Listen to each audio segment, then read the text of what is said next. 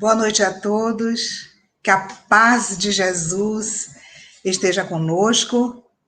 Sejam todos muito bem-vindos a esse trabalho maravilhoso da Casa do Caminho Simão Pedro. Queridos irmãos, eu convido a todos neste momento para que possamos fazer uma prece de abertura. Então, fechemos os nossos olhos neste momento, elevando o nosso pensamento para o nosso Pai, o Criador. Senhor Deus de infinita misericórdia e justiça, em nome de Jesus, nós vos louvamos, Senhor, em agradecimento a todas as bênçãos que recebemos do vosso infinito amor. E rogamos, Senhor, a proteção e o amparo para este humilde trabalho que vamos desenvolver agora, que todos possamos ser banhados de luzes e de graças. Que Jesus, o divino amigo de todas as horas, esteja conosco, agora e sempre, que assim seja. Meus caríssimos irmãos, o tema de nossa palestra hoje é Maria de Magdala. Eu gostaria de dizer o seguinte, que essa personagem muito importante, que consta dos nossos evangelhos, ela ficou assim muito controversa a partir da segunda metade do século XX, quando começaram os estudos dos textos apócrifos. E aí também começaram algumas publicações, filmes, documentários, com interpretações pessoais de alguns autores, colocando assim em dúvida a personalidade de Jesus, colocando em dúvida a lisura do Evangelho.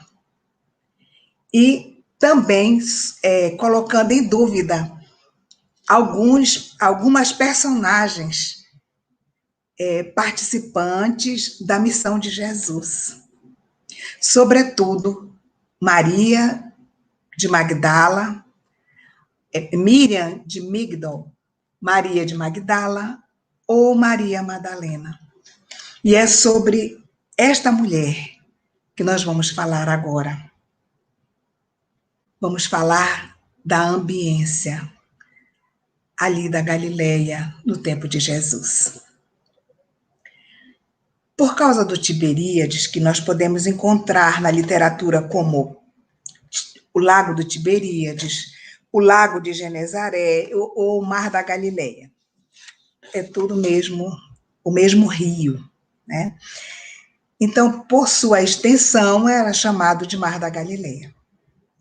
Por causa deste Mar da Galileia, ali era um clima muito aprazível. E consta que havia 3 cidades que se destacavam das outras por sua beleza e por estarem próximas das montanhas. Então, o clima era maravilhoso. Então, seria Magdala, Dalmanuta e Cafarnaum. E é nesse ambiente que nós vamos transitar durante essa exposição. Então, vamos lembrar aqui, Jerusalém, que era o centro, era como se fosse assim, o centro comercial, o centro econômico da Galileia, da Judéia. Então, nós vamos estar numa comemoração de Páscoa. Gente de todo lugar adentrava, vinha para Jerusalém, adentrava os portões de Jerusalém para as festividades da Páscoa.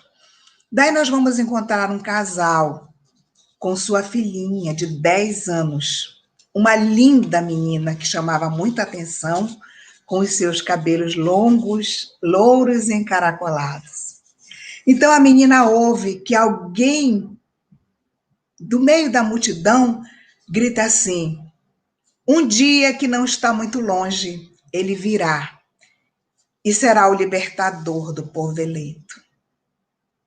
E ela para a menina e pergunta: como será este homem? E o peregrino responde: ele será belo como a madrugada, será bravio como o mar açoitado pelos ventos. A sua voz será penetrante e doce, e o seu olhar balsâmico será como a ternura de um coração de mãe, transmitindo vida ao filhinho doente. E aquela menininha de 10 anos sente uma emoção forte ao ouvir aquilo. Quem seria este rei que esse homem está falando? Passa-se o tempo. Agora aquela menininha está com 12 anos. Então ela ouve na sua cidade alguém sentado em uma calçada e gritar: e quando o rei estiver conosco, o mundo será um lugar de amor.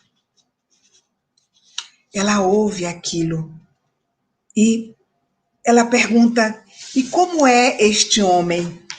Como será este homem? E o homem diz: ele será belo como a aurora e será sereno como o entardecer. Então ele diz que quando esse rei viesse, reinaria o amor.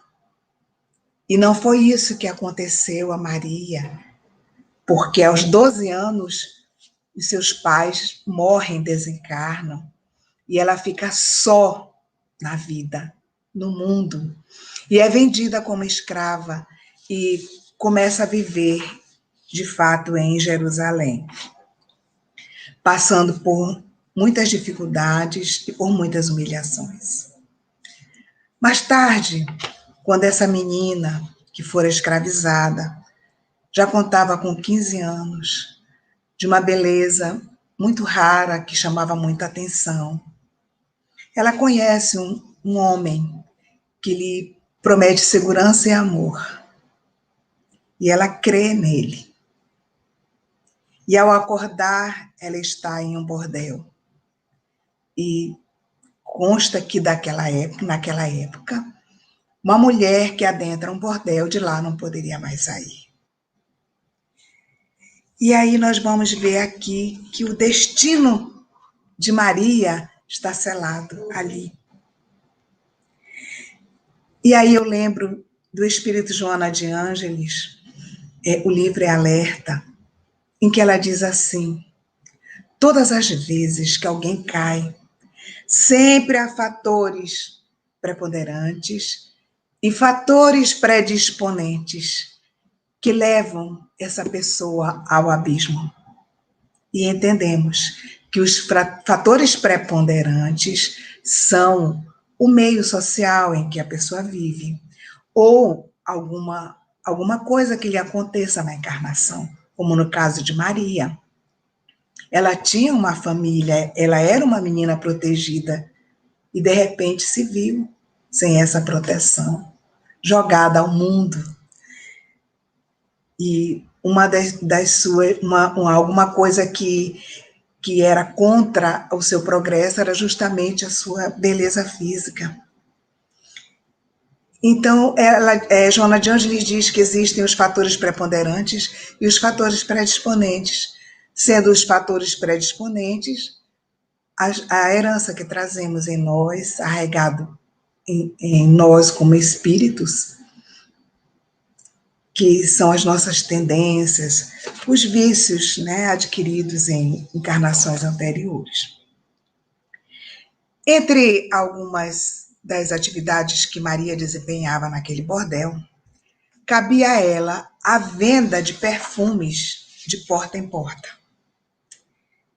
Então Maria está desempenhando esse papel de vender perfumes, quando ela ouve a voz de um homem gritar: aleluia, ele chegou à terra para trazer venturas. É chegado o grande e terrível dia do Senhor. E ela para, se dirige até o homem e pergunta, faz a mesma pergunta que fez quando tinha 10 anos de idade. como ele é? E o homem responde: ele é tão forte como um herói mitológico e tão bom como um sorriso de criança. E Maria sente uma grande alegria em seu coração. E ela não entende de novo, mas ela sabe que é do mesmo homem que estão falando. E o seu coração, ali, saltitando de alegria, reconhece o amor por esse estranho que ela um dia viria a conhecer. E Maria progride no meio em que vive. Agora, passado alguns anos, alguns poucos anos, ela é a rainha da noite. Por sua beleza em comum, ela agora vivia em Magdala, afastada do burburinho do grande centro, em um palacete luxuoso, confortável, belo. Tinha tudo o que o dinheiro pode comprar.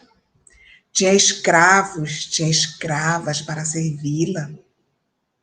E vinham pessoas, homens, os homens poderosos e ricos, de todos os lugares, até o seu palacete.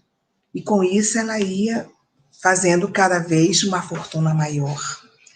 Mas Maria era muito infeliz. E ela tinha uma espécie, algumas vezes, de uns desmaios, em que ela não retornava desse desmaio. Então, certo dia, uma das escravas está a escovar-lhe os cabelos e diz para ela assim: Senhora, já ouvistes falar daquele que consegue penetrar o coração das pessoas como se fosse um perfume delicado e que consegue balsamizar a alma como se fosse uma brisa suave que nos acaricia? E ela, estando naqueles momentos de muita dificuldade, parecendo anestesiada, nada respondeu. E a escrava diz: Senhora, hoje ele estará em Magdala. Ao entardecer, a sua voz irá saudar o sol que se esconde, e ele oferecerá blandícias aos que estão desesperados. Senhora, o nosso mestre está entre nós. Ele é leve como um sorriso, mas o seu olhar é profundo como um punhal que rasga a alma.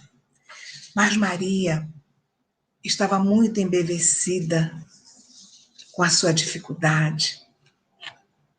Na noite seguinte, o palacete está fechado. A senhora está num daqueles seus transes. Está vivendo a sua dor. E alguém bate fortemente a porta.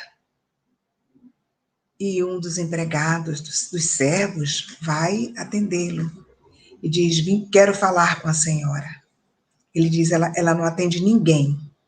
Eu tenho que falar com a senhora. Se você me impedir, ela jamais lhe perdoará. E insiste. E o servo vai falar com a serva que acompanha Maria na sua intimidade, nos seus aposentos.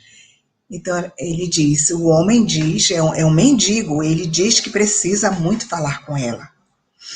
E aí a serva diz, não pode. Ele diz, mas ele está insistindo.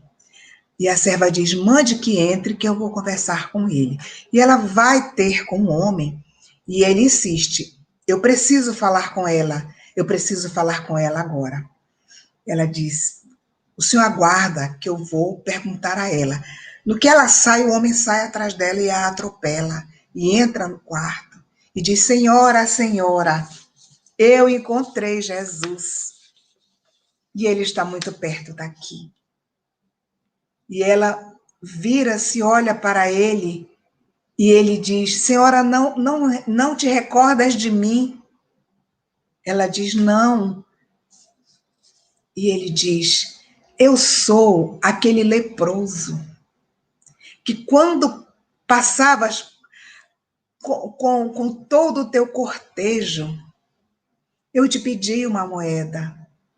Eu gritei para ti, Senhora, tem compaixão deste pobre leproso, porque eu preciso ir ver Jesus de Nazaré e eu não tenho como ir,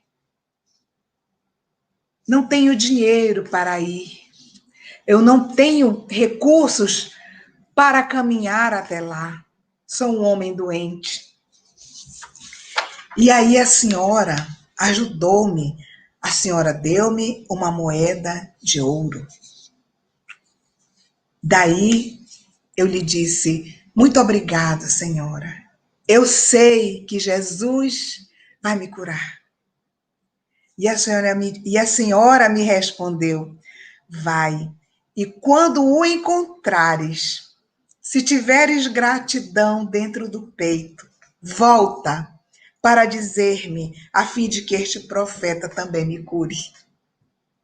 Ele disse, sou eu, senhora. Olhai para mim. E abre os braços na frente dela. Olhai para mim. Nenhuma deformidade, estou andando. Nenhuma mancha. Ele me limpou. Ele apenas me olhou e disse que queria me curar. Por isso, eu estou aqui cumprindo a minha promessa. Vim avisar, senhora, vem comigo. Vem comigo que eu sei onde ele está neste momento. E ela senta, reflete um pouco, pede um manto, cobre os seus lindos e loiros cabelos e vai com aquele homem, segue aquele homem. E eles tomam uma barca e vão para Cafarnaum. 2 horas depois estão aportando nas areias marrons de Cafarnaum. Então ele diz, senhora, vede aquela casa, é ali que está Jesus. Ali mora Simão Bar-Jonas. E Jesus está hospedado hoje ali na casa dele. Vai, senhora, vá lá ver Jesus, que ele pode lhe curar. E aí ela hesita, ela tem medo. E aí o barqueiro diz, senhora, daqui a pouco mais vai clarear o dia. E a senhora não pode ser vista. Ela era proibida de andar na rua, né, durante o dia. Então, ela vai. E esse é um dos momentos mais bonitos, pelo menos para mim, né, da história de Jesus, porque a história de Maria, ela confunde-se com a história de Jesus. Então, ela vai e adentra. A porta estava entreaberta. E ela vai e adentra a casa de Simão, Pedro. E aquele homem está em pé, de costas. E quando ela adentra, ele volta-se para ela e fica quase de perfil. Então, aqueles olhos daquele homem olham para ela. E era como um facho de luz que lhe iluminasse toda a alma. E ele diz, Maria. E ela diz, Senhor, como sabes quem eu sou? E ele diz, eu sou o bom pastor. E eu conheço todas as minhas ovelhas. Então ela diz, Senhor, tu tens a clarividência dos céus. Olhai para mim e sabereis quem eu sou. E aí Jesus diz para ela, Maria, levanta os olhos para o céu e regozija-te, porque escutaste a boa nova do reino e Deus te abençoa com alegria. Acaso podeis pensar que alguém no mundo estivesse condenado ao pecado eterno? Onde então está o amor do nosso Pai? Aí ela pensa, gostaria tanto de segui-lo, mas Deus não me aceitará, porque eu sou quem eu sou. E aí Jesus diz para ela, Maria, tu já vistes a primavera florir numa casa em ruínas? Ela disse, sim, Senhor. E ele diz, a casa em ruínas é o coração dos homens. E as flores da primavera é o amor do nosso Pai. Aí ele diz, vai Maria, segue tua vida sob nova luz, porque o amor cobre a multidão dos pecados. Essa passagem em que Maria conhece de fato Jesus está escrita em alguns livros nossos, da nossa literatura. Tem um momento em que Jesus diz para ela, eu te conheço, e não é de agora. E aí nós vamos refletir um pouquinho sobre isso, porque aqueles missionários, os seguidores de Jesus, não só os 12, mas os seguidores de Jesus, todos eles conheciam Jesus. Jesus não chamou qualquer um. Jesus sabia a quem chamar para a missão. Para a missão da divulgação. Daí Maria diz para ele, Senhor, eu te daria a minha vida hoje, se preciso for. Ele diz assim, Maria, eu aceito, mas não agora. É muito cedo. E não falo-te aqui da morte, que é a respiração que cessa no peito e que somos transferidos para uma outra dimensão. Eu te falo da morte de todos os dias, dos sacrifícios e das dores. Tu me dás a tua vida e eu a aceito. Bem, Maria sai de lá radiante, volta para o seu palacete. Logo mais amanhece. Maria chama todos os seus servos e lhes dá uma carta de alforria. Ao término do dia, Maria já tinha doado todos os bens que tinha. Ela apenas reservou para si o vestido com que adentrou aquele bordel, aos 15 anos. Um vestido que sua mãe lhe houvera dado. Então ela veste aquele vestido e ela toma um frasco com um óleo caríssimo e sai. E sai do palacete gritando, este é o lar dos desassistidos, dos pobres, dos desvalidos. Entrem, é vosso. E sai. Ela simplesmente dá as costas para tudo. Ela encerra ali a sua vida. A vida como a conhecia. E parte. E vai seguir Jesus. Ela segue Jesus por todos os lugares aonde ele foi. Maria esteve presente em todos os momentos em que Jesus disse, tua fé te salvou. Quando Jesus trazia luz aos cegos, quando curava os paralíticos, no seu sermão da montanha, Maria estava presente. Maria foi testemunha de toda a missão de Jesus. Então, Maria segue Jesus. E aí nós vamos encontrá-la na casa de Simão, o fariseu. Este homem, Simão, era um homem muito rico, mas muito desprezado na sociedade. ele era tido como inferior socialmente, apesar de todo o seu recurso, apesar de toda a sua riqueza. Então, Simão, ele tinha um hábito de fazer banquetes e chamar autoridades para se fazer também importante. E ele chama Jesus para um banquete. E Jesus aceita.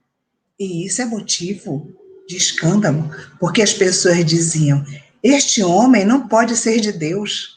Como que vai a um banquete na casa de um pecador? E aí Jesus vai, acompanhado de 2 dos seus discípulos, Pedro e João, para a casa de Simão. É recebido com muita alegria, havia pessoas cantando, e Jesus é adentrado aquele palacete maravilhoso, e em dado momento, o clima não estava muito favorável, havia uma certa frieza no ambiente. Quando ouve-se um burburinho dentro da casa, era uma mulher que adentra o recinto, atira-se aos pés de Jesus. Chora e suas lágrimas caem sobre os seus pés, os pés de Jesus. E ela toma um frasco de um óleo caríssimo e banha os pés do Nazareno e enxuga com os próprios cabelos. E aí ficam todos parados olhando aquela cena. E Simão pensa: esse homem não é um profeta, porque se ele fosse um profeta, ele escorraçaria essa mulher de dentro da minha casa. Essa mulher que vai fazer com que toda a minha família seja apontada amanhã. Ela adentrou a minha casa. Eu sei quem ela é. Era Maria. E nesse momento entra Judas Iscariotes, o ambicioso. Ele olha aquela cena e pensa: este óleo, se vendido, serviria de alimentos para muita gente. E olha o que Jesus diz para ele, e ele nem proferiu as palavras, ele pensou. Ele diz assim: é verdade que este perfume poderia ser vendido para darmos dinheiro aos pobres. Mas os pobres, vós sempre os tereis. Quanto a mim, nem sempre. Esta mulher me embalsama por antecipação. Ela parece que prevê o dia da minha morte e traz um unguento para conservar o meu corpo. E voltando para Simão, diz para ele assim: Simão, eu sei que tu és um hábil negociador. Aí ele já mudou o estado de espírito. Já não estava mais censurando Jesus, porque ele era sensível aos elogios. Ele disse: ó Senhor, nem tanto. Ele disse: então, como tu és um homem próspero, eu gostaria que me respondesses uma questão. Ele diz: pois não, Senhor. Ele disse: havia um homem muito rico que possuía 2 devedores. Um deles lhe devia uma alta soma, 500 dinheiros, enquanto o outro devia-lhe uma importância quase insignificante, 50 dinheiros. Como ambos não lhe podiam pagar, ele perdoou a dívida dos 2. Então eu te pergunto, qual aquele que mais amou o homem complacente? E Simão, sorrindo, acreditando que seria reconhecido como um homem inteligente pela resposta correta, disse: aquele que mais amou o homem generoso. Foi o devedor que necessitava ressarcir uma maior soma de dinheiro. Aquele que estava mais comprometido. Ao ser perdoado, amou mais intensamente. Ele responde. E aí Jesus diz para Simão: é verdade, Simão, dissestes bem. Quando eu cheguei à tua casa, não me deste o ósculo na face que a lei prescreve aos convidados. Esta mulher pôs-se a beijar-me os pés desde que chegou. Tu não me deste uma bacia para lavar as mãos e o rosto, nem me oferecestes uma toalha alva de linho para que eu enxugasse o suor que trago das estradas. Mas ela lava-me os pés cansados com bálsamo e com lágrimas, enxugando-o com os seus cabelos.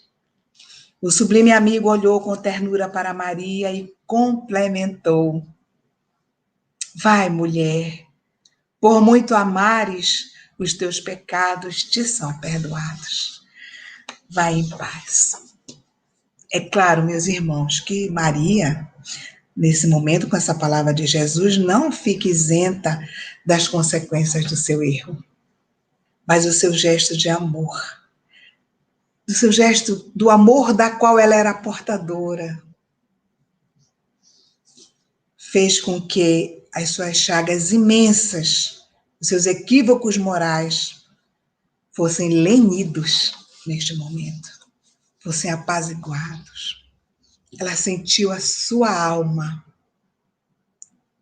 acalmada, recompensada, afagada. Esse episódio muito interessante, que daria para muito maiores discussões, né? Está em Lucas, capítulo 7. E lá no Evangelho não menciona-se que essa mulher seria Maria de Magdala. Quem nos traz essa informação é a nossa querida Amélia Rodrigues, nossa escritora Amélia Rodrigues, né? O livro Primícias do Rei. Então, aí já vamos ver Maria acompanhando Jesus no supremo sacrifício, né? Maria estava presente no beijo de Judas. Maria acompanhou Jesus para onde ele foi. Foi para Pilatos, foi para Caifás, foi para Anás, voltou para Pilatos. E Maria o acompanhou. Maria esteve com Jesus, com sua mãe, aos pés da cruz. Maria esteve com Jesus sempre, aquela amiga que não abandona, jamais abandonaria o seu mestre. E aí é o terceiro dia do sepultamento de Jesus. Estão João, Pedro e Maria de Magdala. Estão a caminho do túmulo do mestre. Ao chegarem, eles veem que a pedra havia sido rolada. Então eles entram e Maria vê que ficará apenas o linho e as cordas que enrolavam o corpo ao linho. Então eles se assustaram. Alguém roubou o corpo do nosso mestre? Onde estavam os guardas do Sinédrio? Onde estavam os soldados de Herodes? Onde estavam os soldados de Pilatos, melhor dizendo? Porque eles colocaram a guarda fortemente armada na frente do túmulo para evitar que no terceiro dia ele ressuscitasse, como houvera dito aos seus discípulos. Eles não queriam um mito. Eles não queriam que aquele homem que fora sacrificado, que fora condenado à morte pela crucificação, fosse transformado num herói. Roma não ia gostar disso. Então eles colocaram esses homens na porta, mas indagados eles não souberam dizer. Era como se, seja o que for que houvesse acontecido, eles não viram, como se estivessem anestesiados e não viram. Então, Pedro e João vão para a cidade, acompanhados de algumas mulheres, vão para ver, para conversar com pessoas, para ver se alguém sabia do ocorrido. E a Flor de Magdala fica. Ela começa a procurar por Jesus ao redor do túmulo, daquele túmulo encravado numa montanha, no monte. E quando ela está procurando por ele, ela vê um homem de costas, novamente. E ela pergunta: Senhor, acaso vistes o meu mestre? E aí o homem volta-se para ela. E ela diz: Rabone, que quer dizer mestrezinho. E ele diz: Não, Maria, não me toque, porque eu ainda não fui para o meu pai. Então, consta-nos que Jesus, antes do terceiro dia, ele desceu às regiões trevosas para confortar o seu amigo Judas. Então, nesse momento em que ele disse, não me toque, é provável que ainda estivesse com algumas daquelas energias e que ela não poderia suportar. Então, ele disse, não me toque. Ele disse, vai e informa aos meus seguidores, aos meus amigos, que eu estou aqui e que me vistes. E ela corre. E ele, sim, aí ele, aquela figura de Jesus se esvai assim na frente dela. Aí ela sai correndo, deixa eu ver a hora. Aí ela sai correndo e vai até o cenáculo, que era o lugar onde fora realizada a última ceia. E ela entra correndo no ambiente dizendo, ele voltou, ele voltou. Ela não sabia se ria ou se chorava. Ela quase nem podia falar. Eu o vi e ele mandou um recado. Ele mandou que eu anunciasse aos meus irmãos que ele voltou. Nisso, a mãe de Jesus aproxima-se dela e diz, conta, minha filha, conta como foi. Mas aí é Tomé quem diz assim, ele voltou e apareceu a ti antes de vir falar conosco. Ele botou uma ênfase no pronome, como quem diz assim, quem és tu? E aí ele diz assim, por que ele não apareceu para Pedro, a quem destinou a coordenação da missão? Por que não apareceu a sua mãe? Por que apareceu a ti? Então, nesse momento, Maria, ela sente o peso do seu passado. E aí a gente fica pensando assim, né? Que por vezes nós vemos pessoas que buscam se redimir do seu passado. E quantas vezes olhamos para a pessoa e a primeira coisa que nos vem à mente, não posso confiar porque aconteceu aquilo lá no passado. É porque escolhemos o lodo ao invés de escolhermos a primavera. Temos a escolha. É livre-arbítrio. Então, Tomé diz, eu não creio. Só se eu ver com os meus olhos as chagas e o seu lado transpassado pela lança. E aí nós vamos pensar assim, que Maria foi a primeira a ver Jesus. E por que essa primazia? Jesus respondeu isso quando ele fez aquela pergunta ao fariseu Simão: qual dos dois amará mais o seu mestre? Aquele a quem mais ele perdoou ou a quem ele menos perdoou? Então, os discípulos de Jesus eram homens do povo, trabalhadores.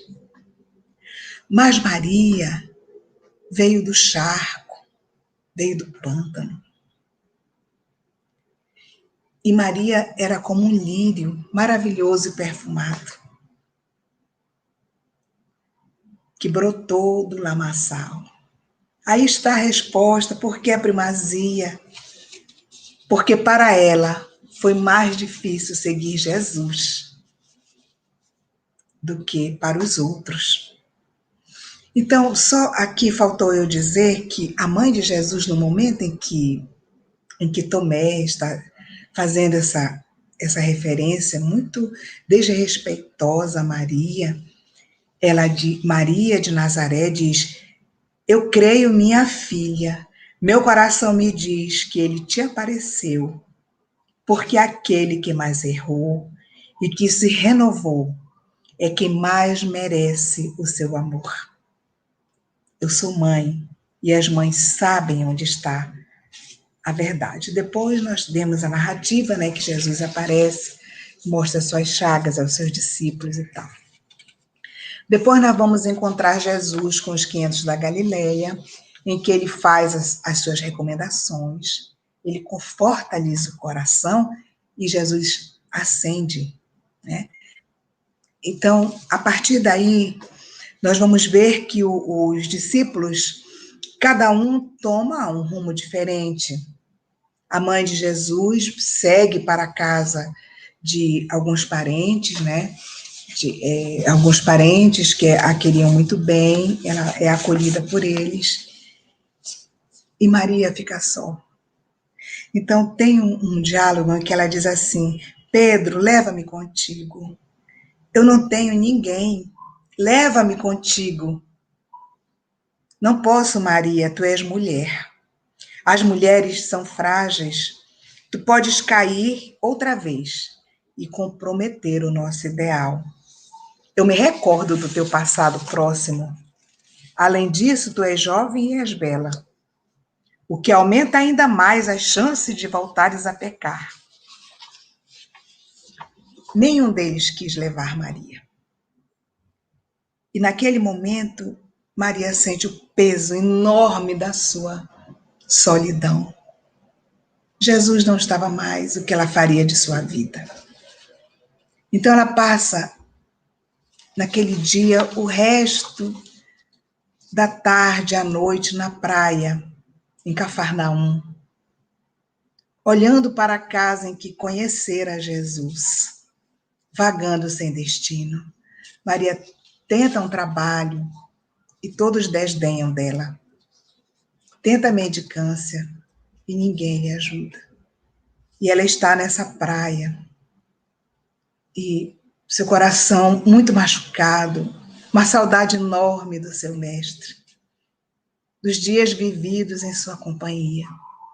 Quando ela ouve uma matraca, é um instrumento, né, assim de mão, e ela ouve e vê que o que vem na frente com a matraca, ele grita: Morféia, Morféia, afastem-se todos, Morféia.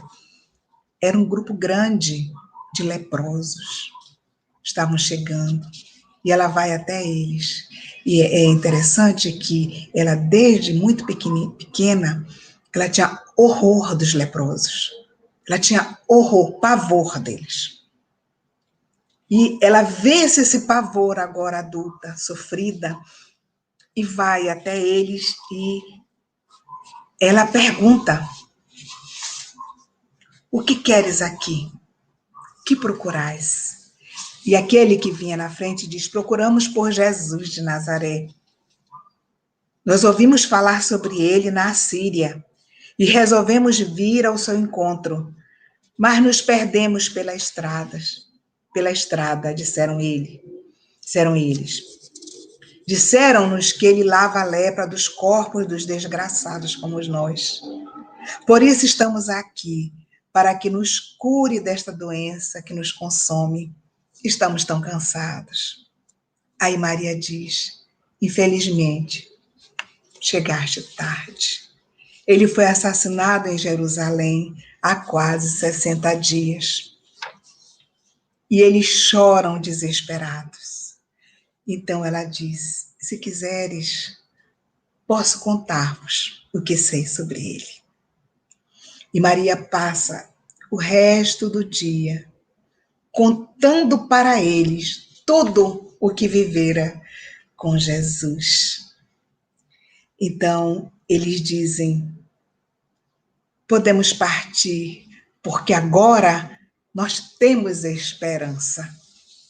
Ela trouxe a esperança para aqueles homens, aquelas mulheres e aquelas crianças. Bem, logo no amanhecer do dia seguinte, eles despedem-se de Maria e vão caminhando. E ela fica olhando aquele grupo que parte. E ela constata, eu não tenho ninguém, eu não tenho para onde ir. E chama amigos, esperem por mim. E ela vai com eles. E eles vão e encontram as autoridades que dizem, vão para o Vale dos Imundos, vão para o Vale dos Imundos. E eles vão, e Maria acompanha. E a partir disso, nós vamos ver que todos os dias ao entardecer, uma bela mulher fala para um grupo enorme de leprosos, contando da boa nova, contando que a vida continua e que Jesus dissera, vinde a mim. Vinde a mim. Todos vós que estáis feridos e sofrendo, que eu vos aliviarei. Então eram essas as palavras de Maria. Então ela dizia, vós os leprosos, deveis crer em Jesus, crer que haverá um novo dia, um novo alvorecer. 10 anos se passam e um dia Maria percebe uma mancha estranha no seu corpo. Então ela entende. E naquela tarde, senta-se na frente deles e diz, nós, os leprosos, devemos ter a esperança em Jesus. E Maria faz a divulgação da Boa Nova, meus irmãos, para os infelizes, os mais infelizes entre os infelizes. Que missão gloriosa! Que missão gloriosa! 20 anos depois, já na década de 60 da nossa era, né, do primeiro século, não restava mais nada daquela bela mulher de Magdala. Já tinha perdido alguns dedos, seu rosto estava deformado, havia algumas úlceras expostas. Então, é acometida de uma febre persistente. E ela lembra de Maria de Nazaré. Ela lembra de Maria de Nazaré. Fazia 30 anos que ela não ouvia falar de Maria. Sabia que Maria morava em Éfeso em companhia de João. Mas nada mais. Ela também sabia que os seguidores de Jesus estavam sendo jogados às feras nos circos de Roma. Então ela diz aos seus amigos, eu vou até Maria de Nazaré. Não posso morrer sem vê-la. E todos dizem, não podeis ir. Não tens condições de ir. Ela disse, eu irei. Eu irei ver Maria de Nazaré antes de morrer. E ela segue, a pé, sozinha. E algumas pessoas jogavam comida para ela, como se faz com cachorros, né? Jogavam comida para ela, outros a apedrejavam. E ela ia seguindo no caminho de Éfeso. Ela ia procurar Maria de Nazaré. E algumas semanas depois, ela chega exausta às portas da bela cidade de Éfeso. E ela não aguenta e tem um desmaio.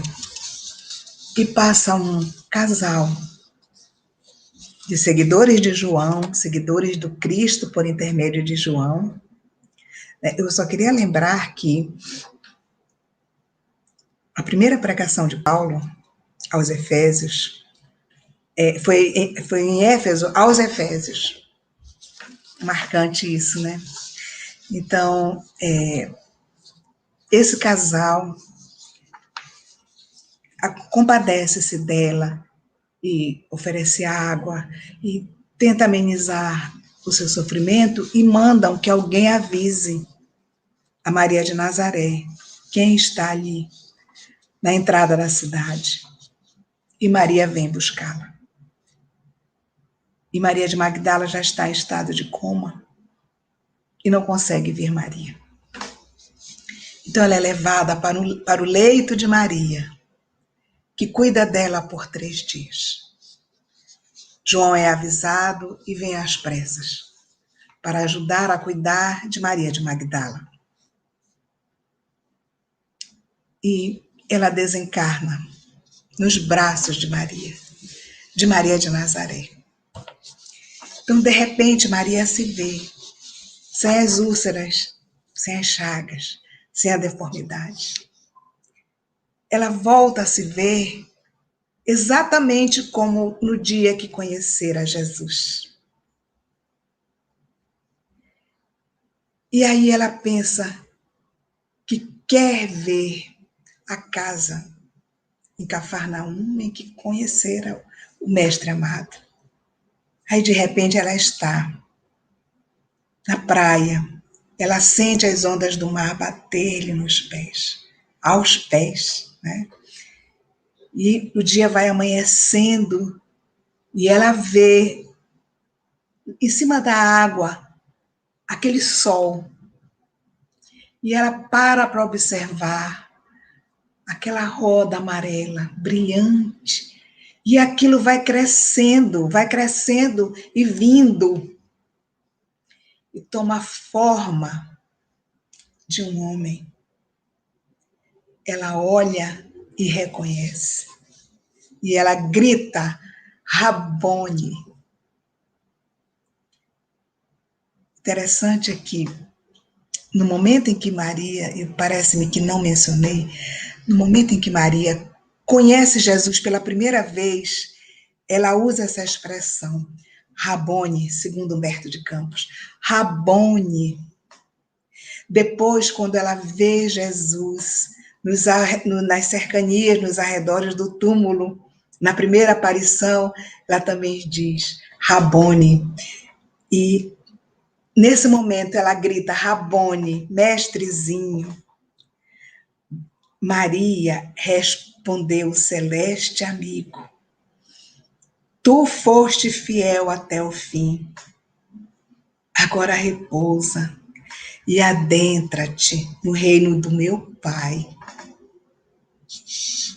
E nós temos conhecimento de que depois, muito depois, Maria reencarna como Teresa d'Ávila, que foi uma das responsáveis pela formulação do pensamento teológico da doutrina católica.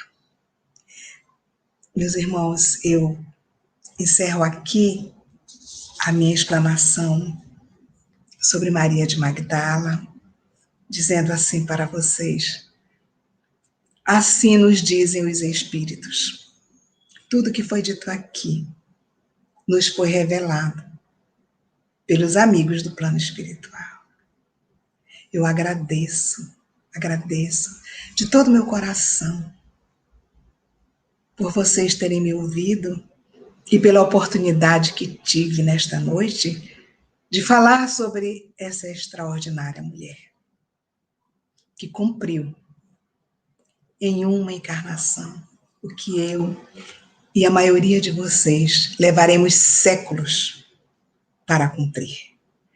Convido a todos neste momento para colocar um copo com água, uma jarra.